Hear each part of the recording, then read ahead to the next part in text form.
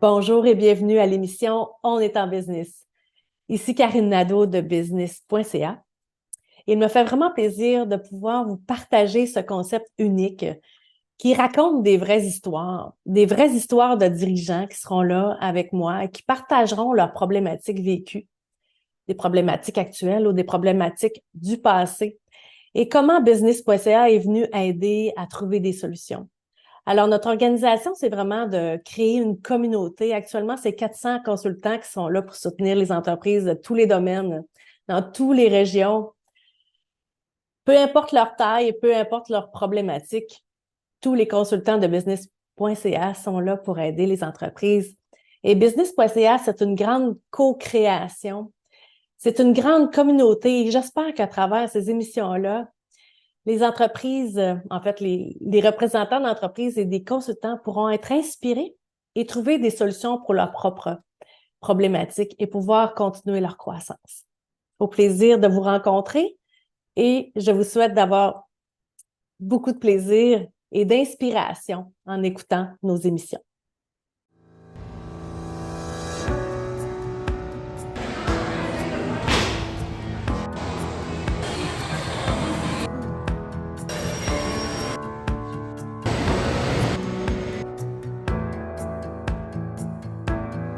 Alors, bonjour. Aujourd'hui, je suis encore très fière et très heureuse de vous présenter une émission On est en business. Donc, aujourd'hui, on est avec Laurie Fréchette. Allô, Laurie? Bonjour. Alors, Laurie, elle est directrice des ressources humaines pour une super belle entreprise dont on est vraiment content de travailler avec eux. C'est une entreprise qui s'appelle Prévost. Ils sont dans le secteur de l'aluminium. Ils ont vraiment une spécialité. Je vais laisser tantôt, Laurie, que tu vas nous expliquer comme il faut qu'est-ce que fait Prévost. Aujourd'hui, dans le cadre de notre émission, en fait, je suis vraiment, comme je l'ai dit tout à l'heure, vraiment très fan, en fait, de votre entreprise puis de tout ce que vous faites aux ressources humaines parce que vous êtes complètement engagé envers vos ressources humaines, justement, puis c'est ça qui se dégage de tout ce que vous avez fait dans les dernières années, puis c'est de ça qu'on va parler aujourd'hui ensemble. Donc, nous, ça fait quelques années qu'on travaille avec vous, qu'on est vos fournisseurs de quelques services RH, entre autres, tout le travail sur les réseaux sociaux, le marketing RH, c'est avec business.ca et avec notre partenaire Aura Partenaire qu'on fait ce beau travail-là. Alors, on va parler de ça aujourd'hui. On va parler aussi de quelque chose que vous avez fait de vraiment extraordinaire, là, mais en fait, pour vous, c'est peut-être pas extraordinaire, mais pour beaucoup d'entreprises, ça l'est. C'est d'intégrer des travailleurs étrangers. Alors, on a vraiment beaucoup de choses à se dire aujourd'hui. Alors, dès maintenant, je te laisse la parole. Laurie, parle-nous un peu de l'histoire de Prévost. Ça fait vraiment longtemps que ça existe. Donc, parle-nous un peu des premiers balbutiements de Prévost Aluminium. Ben, en fait, Prévost, ça a été créé en 1959. Nous sommes à Richelieu, en Montérégie, toujours au même emplacement depuis bientôt 65 ans. Par contre, le bâtiment a eu beaucoup d'évolution et tout comme l'entreprise, on a eu beaucoup d'histoires ici. Donc, en fait, moi, je suis arrivée dans l'entreprise en 2015. Donc, je connais plus cette période-là. Par contre, la raison d'être de l'entreprise a toujours été au niveau de l'anodisation de l'aluminium, de la fabrication de produits sur mesure pour des projets résidentiels nouvellement. Donc, ça, c'est un nouveau créneau qui va nous amener à parler du recrutement tantôt. Ouais. Par contre, on était plus spécialisé dans l'institutionnel commercial et un peu d'industriel. Donc, on fait des portes, des fenêtres, murs rideaux et maintenant des murs-fenêtres. Donc, c'est des projets d'envergure. Tous nos produits sont sur mesure, sur commande. Donc, il faut comprendre qu'on n'a pas d'inventaire de produits finis. Tout ce qu'on fait est destiné à un emplacement précis. Ouais. Donc, on n'a pas de marge de manœuvre au niveau de ce qu'on produit. Donc, initialement, l'entreprise était plus à vocation saisonnière. Donc, quand je suis arrivée, moi, en 2015, c'était plus notre réalité. OK. Et il faut comprendre que ce n'est pas une entreprise connue du grand public. Donc, on n'est pas vendu dans les quincailleries, dans les magasins de portes et fenêtres. On est vraiment destiné à des entrepreneurs, des architectes et des vitreries. Donc, à ce moment-là, être en RH dans une entreprise qui n'est pas connue du public, c'est un petit défi supplémentaire. Donc, j'avoue, ouais. Faut changer l'orientation du marketing et présentement, initialement, je veux dire, le marketing est orienté pour le business to business. Donc, au RH, on a dû travailler plus fort pour se créer un marketing parce qu'il n'y en avait pas destiné à nous pour le recrutement. C'est vrai. C'est un bon point, ça. Je m'excuse de t'interrompre, mais j'avais jamais pensé à cet aspect qu'un employé, une personne aiment travailler pour une marque connue, hein, pour quelque chose qui existe déjà. Puis ils avaient dû redoubler d'efforts, en fait, pour faire votre marque exister. Pour exister des chercheurs d'emploi. Parce qu'initialement, les gens ne connaissaient pas ou avaient une mauvaise perception d'entreprise au niveau qu'est-ce qu'ils font chez Prévost. Il y a Prévost Car, les autobus. Donc, les gens étaient confus un petit peu sur qui nous étions et puis ils ne savaient pas qu'on était en Montérégie non plus. Donc, c'est plus difficile de recruter quand les gens ne nous situent pas sur une carte et surtout à la proximité de la maison. Oui. Puis en même temps, vous viviez, en tout cas, quand on s'est connu, une certaine croissance. Oui. Une croissance d'entreprise importante. Hein? Le domaine de la construction, c'était wow, là, il y avait beaucoup, beaucoup de projets. Vous étiez en recrutement, là. Ben, en fait, en 2015, quand je suis arrivée, ici, on recrutait très peu. Donc, on avait une production quand même saisonnière, donc ce qui nous a apporté des inquiétudes à un certain moment donné parce que notre main-d'œuvre était vieillissante. Beaucoup de départs à la retraite et de la difficulté à retenir ceux qu'on rentrait de façon saisonnière à cause de la mise à pied. Donc, la direction a décidé d'aller vers des projets qui allaient pouvoir nous apporter une production plus annuelle. Ce qui nous a apporté en 2017 des besoins de recrutement parce qu'on a développé tranquillement les grands projets pour le résidentiel multilogement. Et donc, c'est quand même, ça s'applique quand même dans notre créneau parce que nous, on fait des produits haut de gamme, de haute performance et durables. Oui. Donc, dans les condos qui sont en hauteur, mais c'est important d'avoir des bons produits pour les intempéries, pour le vent. Donc, nos produits répondaient aux critères. Donc, en développant ce marché-là, ça permettait d'avoir de la production à l'année. Donc là, tranquillement, en 2019, on est devenu de plus en plus un grand joueur dans ce marché-là, beaucoup de commandes. Et en 2020, il y a eu une création de nouvelle entreprise à Saint-Hyacinthe. Donc là, on a dû recruter pour Richelieu, 35 % de plus de fabrication, créer une nouvelle usine dans un contexte de pandémie. Ouais. Et donc, l'usine a ouvert en 2021. Et en novembre 2021, on a loué un entrepôt à Saint-Germain-de-Grand-Anne. Et en 2022, on a créé une ligne de vitrage. Donc là, ça venait de tout partout les demandes et on était quand même une petite équipe. Donc, il fallait garder la tête hors de l'eau et trouver des solutions. Et on a essayé plusieurs choses. Donc, avant qu'on se parle, en novembre 2020, on avait fait beaucoup d'initiatives, tenté des trucs qui ont plus ou moins fonctionné, des choses qui fonctionnaient. Mais créer une usine dans un contexte de pandémie où qu'on pense faire une porte ouverte, faire des visites sur place. On était fiers, notre usine, elle était belle. C'est tout impossible. Là. Le gouvernement avait mis des contraintes. Donc là, il fallait innover, trouver d'autres solutions. Ouais. Et une des façons de faire, c'était les médias sociaux. Ouais. Donc, on a beaucoup travaillé là-dessus ensemble. Ouais. Donc, être présent, travailler la constance, avoir une variété de messages qu'on voulait envoyer pour aller chercher plus de public possible. Donc, ça a très bien été à ce niveau-là. Nous, on avait prévu le coup, comme je disais tantôt, on avait beaucoup de départs à la retraite qui s'en venaient. Donc, quand on a renouvelé la convention en 2020, on avait augmenté le salaire d'entrée des nouveaux, principalement pour encourager les gens à venir travailler chez nous. Malheureusement, le salaire minimum a tellement augmenté que notre marge de manœuvre a coupé. Et on est dans un contexte à Richelieu d'une entreprise syndiquée. Donc, on a une convention collective, des relations de travail traditionnelles. Donc, tu sais, on a certaines contraintes qu'on ne peut pas respecter. 3 quarts de travail, donc jour, soir, nuit. Donc, ça, c'est une autre réalité. Il faut combler, il faut que les gens soient mobiles quand même dans leur disponibilité. Donc, chercher des gens qui sont disponibles 24 heures sur 24 du lundi au vendredi, c'est plus difficile. Tes quarts de travail sont en rotation ou c'est Non, sont fixes, mais quand on n'a pas beaucoup d'ancienneté, des fois, il faut être appelé à bouger.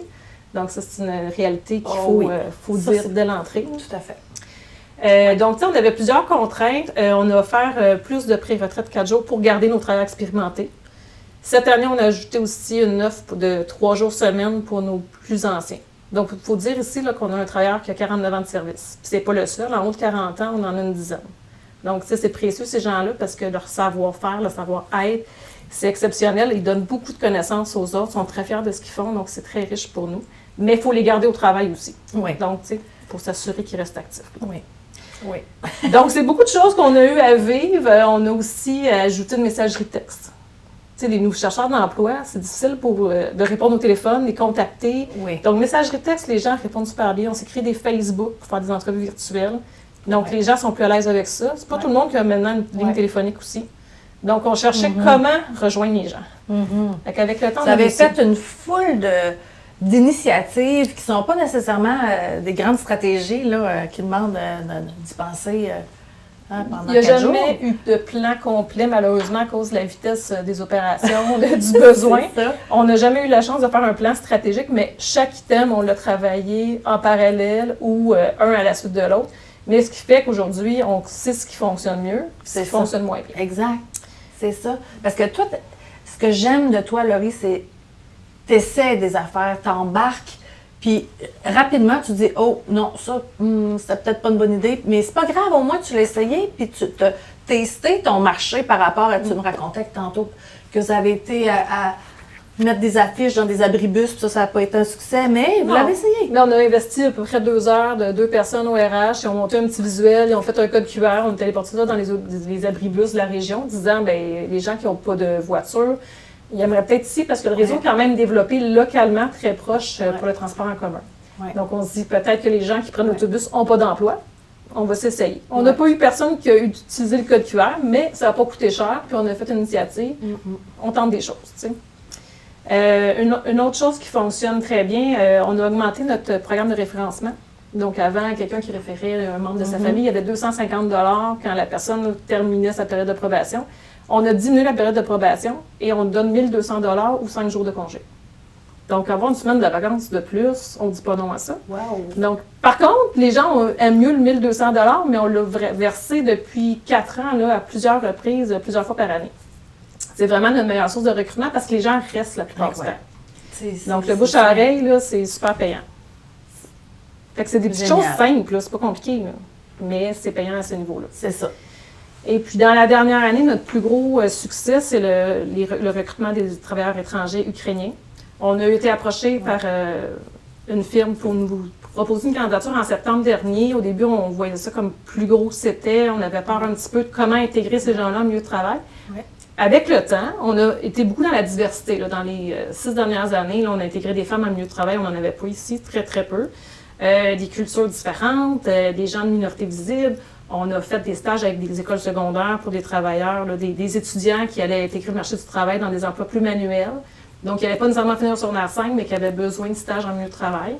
On a essayé ça, puis on a même fait des intégrations de travailleurs qui ont des troubles de comportement. Tu sais, on a essayé plein d'affaires. Donc, la diversité était très grande dans l'usine, mais les gens qui ne parlent pas français, on n'en avait pas. Donc, nous, c'était comme un blocage. Par contre, on a eu la chance, par tout hasard, que dans l'équipe RH, on a eu quelqu'un qui parle russe. Donc, elle a pris le flambeau en disant « Moi, je peux les aider. Oui. Fait qu'on OK, wow, baguette magique, tout se règne. Donc, on a commencé avec un travailleur ukrainien en septembre 2022. Et maintenant, on est rendu qu'on en a intégré, je dis ukrainien, mais on a un Moldave dans le groupe. Là. Donc, on est rendu à 12. Par contre, il nous en reste 10 actifs. Donc, en un an, 10 sur 12 de rétention, c'est un succès monstre pour nous. Là. Ouais. Par contre, c'est pas un travail facile parce que il y a des contraintes au niveau du français. Donc, pour la formation, ça nous a pris des formateurs très patients parce qu'ils utilisent une application. Donc, il faut qu'ils transfèrent l'information. Ça nous a pris aussi... Parce que vous offrez de la formation à la tâche. Donc, à la pour apprendre tâche. le travail, Oui, OK, oui, il y a oui, j'avoue. beaucoup de choses Ben techniques oui, chez ben nous. oui. Donc là, ça vient pas... Ah. c'est pas 2 étapes. Il y en a plusieurs sur un cadre de fenêtre, c'est très long. Mais quand le premier a appris, il a pu le montrer au deuxième. Donc, tranquillement, on a réussi à faire des partenariats à l'interne. Mais vous avez fait des capsules vidéo pour faire les enseignements au début ou? Non, on est plus vraiment dans du coaching 1 à 1. Par contre, c'est plutôt les termes qui n'étaient pas faciles. Donc Oui, là, oui. il y avait une application qu'ils utilisaient pour faire le transfert. Mais on avait un formateur qui aimait ça, qui était très dévoué, qui était toujours prêt à accueillir un nouveau. Donc, et puis maintenant, on fait de la francisation avec eux. Donc, on est rendu à notre 3e groupe de francisation avec Emploi Québec. 4 heures semaine à raison de 2 fois 2 heures. Avec Emploi Québec, c'est que Emploi Québec subventionne? Oui. C'est 100%. Ah, oui. Oui. 100%. Nous, qu'est-ce qu'on fait, c'est qu'on organise la formation, on les libère. Donc, au fond, ils travaillent 36 heures pour nous, 4 heures avec Emploi Québec. OK. Nous, on les paye et Emploi Québec nous rembourse leur salaire à ce niveau-là. Plus ton formateur? Le formateur il est remboursé aussi par Emploi Québec. Donc, nous, on prête la salle, on se prive de ces employés-là pendant les heures qui sont en formation, mais eux, ça aménage mieux leur horaire de vie aussi. Là. Donc, faire ça le soir avec les enfants, c'est moins évident. Oui. Donc, eux sont contents, c'est chez eux. En même temps, ils n'ont pas de déplacement à faire, ils finissent de travailler, ils traversent la porte, ils viennent s'asseoir dans la salle, ils font leur cours de français. Dernièrement, il y a 2 semaines, on a engagé un interprète avec un organisme de la Rive-Sud pour un contexte de formation que là, c'était à un niveau encore plus haut. Puis là, on nous disait, tu sais, il faut qu'ils apprennent rapidement pour ne pas décourager le formateur. Donc, on a pris 2 avant-midi un interprète qui est venu aider à démarrer la formation. Et la semaine prochaine, on va faire la même chose avec un autre employé. OK. Fait que, on trouve des solutions là, pour vraiment qu'ils soient bien. Puis, ben, bravo pour tout ça. Puis maintenant, à partir de là, quels sont vos prochains défis comme l'équipe RH, mais aussi toute la grande équipe de Prévost? Qu'est-ce que tu as mis sur ta table à dessin là, pour les prochaines années? Bien, en fait, depuis 2 ans, mon objectif, c'est plus l'attraction, c'est la rétention. Tu sais, là, c'est important de garder nos gens, c'est précieux. Ici, nos gens se font développer beaucoup à l'interne aussi. Donc, les faire évoluer, voir c'est quoi leurs aspirations, leur donner de la formation, leur donner de l'amour, d'être présent, tu sais, juste faire un coucou, se promener, donner une petite attention, un chocolat, un bonbon. Il y a des activités plus organisées, plus grosses qui font en sorte qu'on est vraiment présent au RH, mais dans l'année, on alimente un petit peu aussi l'intérêt, puis on veut les mettre en valeur parce que c'est les employés qui sont notre richesse ici. Puis l'entreprise continue à l'expansion, donc c'est important de rester à l'affût, puis d'être rapide. Au RH, moi, ce que je dis, c'est d'être flexible, d'être rapide. On change de cap, bien, on continue. On change de cap, on suit la production, on suit l'orientation de la direction pour être capable de livrer à nos clients internes. Est-ce que tu considères que les actions faites dans le passé portent fruit maintenant? On a toujours réussi. Notre plus grande fierté, c'est de jamais avoir été la source d'arrêt de production, par exemple. De dire, les RH ne suivent pas. On suivait, des fois un petit peu essoufflé, mais on réussissait toujours à trouver des solutions. Donc, je pense que ça donne un peu aussi de la confiance de la supervision en disant « Ah, quand j'aurai besoin, ils vont être capables de trouver une solution. » Des fois, on a chaud, mais on réussit à la trouver. Puis une des choses je trouve qui est importante, c'est la stabilité des gens en emploi. Tu sais, ça fait 8 ans que je suis ici, ça fait 8 ans qu'on a quand même une équipe de direction assez stable. Après ça, c'est plus facile d'avoir des relations de confiance avec les employés, avec les superviseurs. Donc, on n'a pas à travailler notre réputation, à développer la confiance des gens. Ils l'ont, c'est établi. Donc, on peut avancer plus vite les projets, essayer des choses. Puis si on se rive le nez, mais c'est pas grave, on va essayer d'autres choses demain matin. Tu sais. Wow! Bien, bravo pour tout ça. Vraiment, félicitations à toi et ta belle équipe de ressources humaines. Est-ce que tu auras un mot de la fin à nous partager? Bien, en fait, c'est de ne pas hésiter, quand on n'est pas capable de le faire, d'aller chercher de l'aide. D'aller chercher de l'aide de ressources externes qui peuvent avoir un regard externe aussi, puis dire, OK, avez-vous considéré ça? Puis orienter notre axe de vue. Parce que dans le quotidien, on n'a pas le temps de prendre un recul, puis de se dire qu'est-ce qu'il faut faire, puis de regarder ce qui se fait ailleurs. Donc, c'est vraiment d'avoir, dire, j'ai besoin d'aide pour m'en chercher, puis c'est tout. C'est ça. C'est légitime. Puis Business.ca, on est content d'être votre œil externe quand on est la bonne personne pour le faire. Alors, on est vraiment content de vous soutenir dans vos projets. Je voudrais peut-être terminer en disant que si vous avez besoin d'un consultant pour aller justement chercher peut-être la main-d'œuvre à l'extérieur de la province, à l'extérieur du pays, bien, chez Business.ca, on a des gens, on a des recruteurs internationaux, on a des recruteurs évidemment ici dans la province, mais sinon, on a toute l'expertise pour vous soutenir le marketing RH, soutenir en fait le développement des compétences. Alors là-dessus, ben merci encore de votre confiance, Prévost, puis bonne continuité. Merci. Merci. Voilà, j'espère que vous avez apprécié cet épisode de l'émission On est en business. Alors, je tiens à souligner que chacune des solutions que l'on propose aux entreprises dans le cadre de notre émission ne pourrait pas nécessairement s'appliquer dans tous les contextes. Alors, je vous invite à communiquer avec nous si vous avez envie de jaser de ce que nous proposons ou de d'autres problématiques que vous vivez. Aussi, nous contacter si vous désirez faire partie de l'émission, être une entreprise vedette dans notre prochaine émission. On est en business. Alors, pour tout autre commentaire ou idée, n'hésitez pas à communiquer avec nous. Je vous remercie beaucoup d'avoir pris du temps pour écouter cette émission. À très bientôt.